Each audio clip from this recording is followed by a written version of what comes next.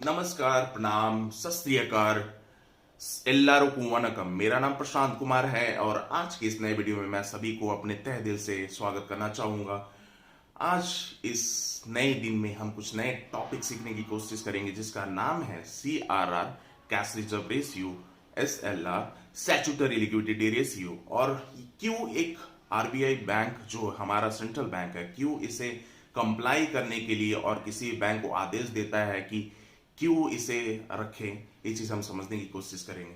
ठीक है, सबसे पहले जो CRR और SLR है उसकी परसेंटेज आज जो प्रिवेलिंग सिनारियो में है वो है CRR की 4% है और SLR स्टैट्यूटरी लिक्विडिटी रेशियो का जो परसेंटाइल है वो करीबन 18.25% है। और क्यों ये जरूरत है, अगर RBI बोल रही है क्यों जरूरत है, बिकॉज इकोनॉमी को बैलेंस आउट करना है भैया। मनी कंट्रोल, जो मनी फ्लो होगा मार्केट में जो हमारे कंट्री में, उसे कंट्रोल करने के लिए CRR और SLR की बहुत जरूरत पड़ती है। ये चीज यहां पे समझने की कोशिश कीजिएगा। CRR जो है कैश रिजर्व रेशियो, किसी भी बैंक जो शेड्यूल बैंक हो गया, शेड्यूल बैंक का मतलब यहां पे हुआ जो RBI का जो एक्ट है 1934 उसके अकॉर्डिंग जो लिस्ट हुआ है RBI के साथ, जिन्होंने अपने नाम वहां पे नामकरण कराया है RBI से, वहां से सर्टिफिकेट लिया है, उसे शेड्यूल बैंक बोलते हैं। शेड्यूल बैंक के अंदर में आते हैं नेशनल बैंक आता है, फॉरेन बैंक आता है, जो भी प्राइवेट बैंक होता है वो शेड्यूल बैंक के अंदर में गिरता है। ये चीज समझने की कोशिश कीजिएगा। तो सभी जो शेड्यूल बैंक है और नॉन शेड्यूल बैंक है उन्हें भी ये CRR 4% जमा कराना पड़ता है RBI के पास में। ये चीज यहां पे समझने की कोशिश कीजिएगा। In the form of liquidity, जो भी उनके कैश होंगे, लेट्स से अगर मैं 100 रुपीज डिपॉजिट करता हूं बैंक में, आज सुबह मैं जाता हूं और जो बैंक के कर्मचारी उनको बोलता हूं कि भैया मेरे अकाउंट में 100 रुपया डाल देना, 100 में से 4% गया तो 96 रुपीज, 100 में से 4 गया, 4 का मतलब ये 4 रुपए बैंक RBI को देगा और 96 जो 96 रुपया है वो बैंक अपने पास रखेगा। ठीक है, और वही 96 रुपीज को बैंक रोलिंग अप करेगा अपने जो भी एक्टिविटी, ऑपरेशनल एक्टिविटी, चाहे जो भी पे ऑफ करना है, अगर किसी भी को भी अगर सैलरी देना है और कुछ भी पे ऑफ करना है, आपकी जो उनकी जो वर्किंग कैपिटल है उसमें भी मीटअप करने के लिए वही 96 रुपीज को इन रोलिंग अप करेगा मार्केट में। ये चीज यहां पे समझने की कोशिश कीजिए। SLR का मतलब है स्टैट्यूटरी लिक्विडिटी रेशियो, और ये कैश के फॉर्म में जमा नहीं करना पड़ता है, ये हमें बॉन्ड और गोल्ड और जो भी एक बैंक को बैंक कर पाता है अब RBI को देने के लिए उसके फॉर्म में करना पड़ता है।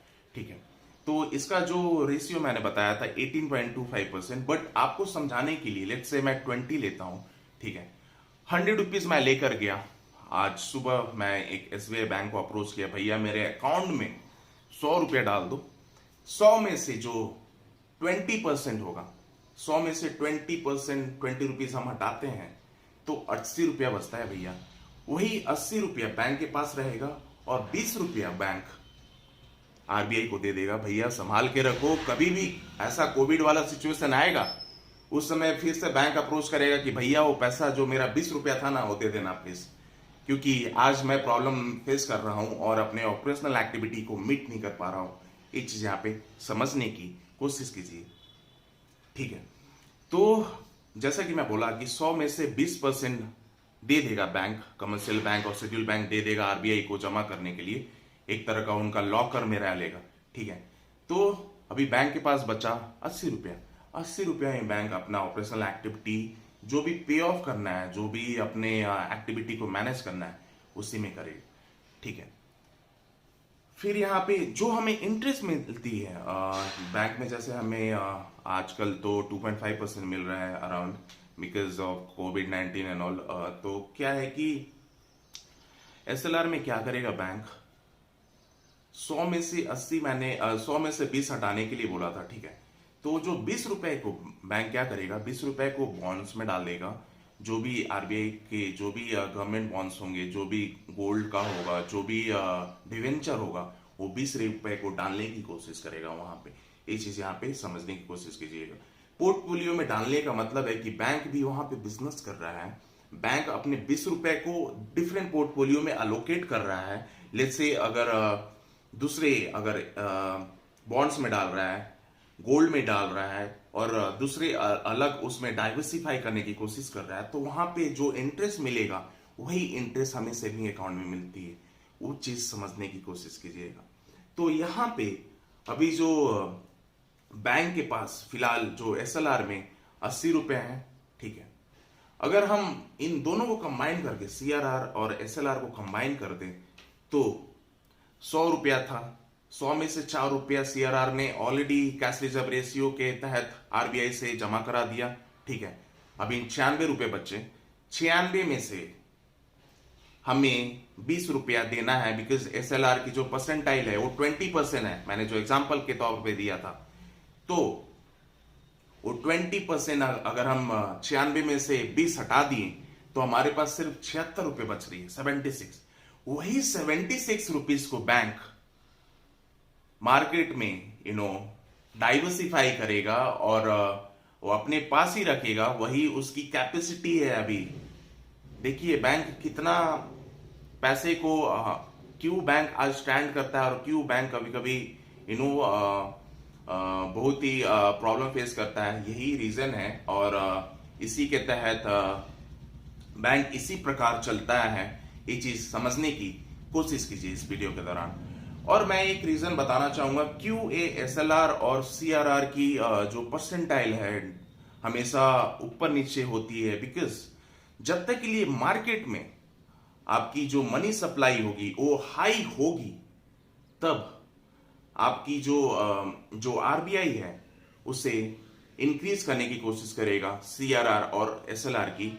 जिस दिन मार्केट में जो मनी है उसको रोलिंग अप करना है और मनी को ज्यादा फ्लो कराना है, उस दिन आरबीआई सीआरआर और एसएलआर की जो रेट है, जो टैग प्राइस है, उसे डिक्लाइन करने की कोशिश करेगी।